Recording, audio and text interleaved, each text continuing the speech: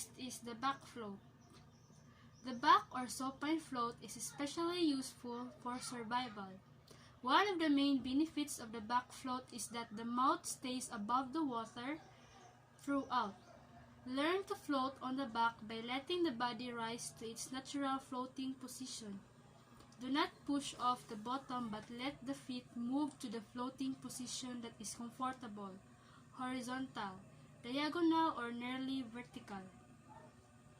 Try to keep the lungs full of air because it will create extra buoyancy and make floating on the back easier.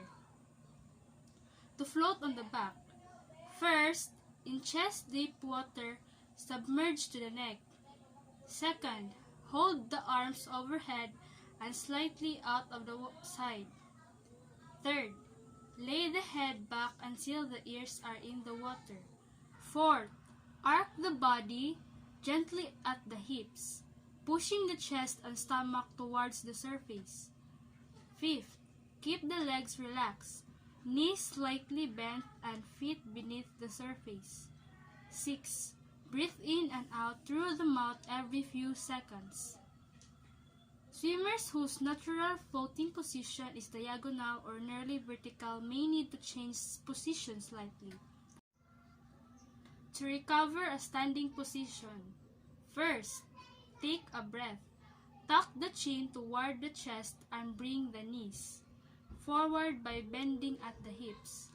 Second, sweep the arms back, down then forward in a circular motion to bring the body back to vertical. Exhale and then stand up. The motion is like pulling up a chair to sit in. Floating on the front. There are several ways to float in front, like floating on the back.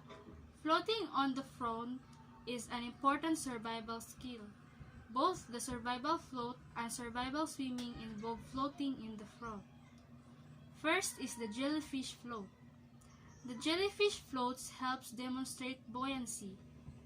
First, in chest deep water, submerge to the neck. Second, take a deep breath and hold it. Third, bend forward at the waist and put the head face down in the water. Fourth, flex the knees slightly to raise the feet off the bottom. Fifth, let the arms and legs hang naturally from the body. Sixth, continue holding the breath and relax as much as possible. 7. Allow the back to rise to the surface of the water. 8. To recover up, drop the feet, exhale slowly, and stand up. The tuck float. The tuck or turtle float is similar to the jellyfish float. Sinking in a few inches is possible before getting into the final position. If any sinking takes place, the shoulders will eventually rise slowly toward the surface until they are just above or below the surface. Use the tuck float to check buoyancy. First, in chest deep water, submerge to the neck. Second, take deep breath and hold it. Bend forward at the waist and put the head face down in the water within the chin to chest. Flex the hips and brings the knees to the chest. Hold on to the legs and mid-calf.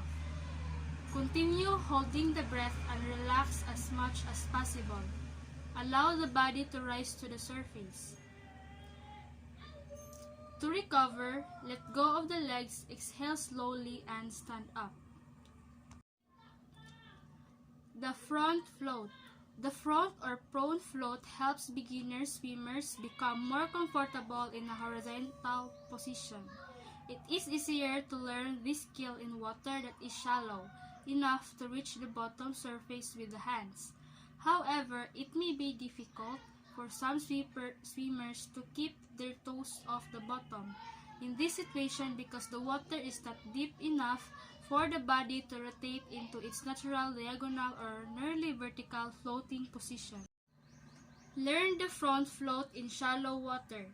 First, start by lying face with the hands on the bottom surface. Second, Take a breath, then put the face in the water until the ears are covered. Third, slowly lift the hands off the bottom. Fourth, relax and extend the arms in the water above the head.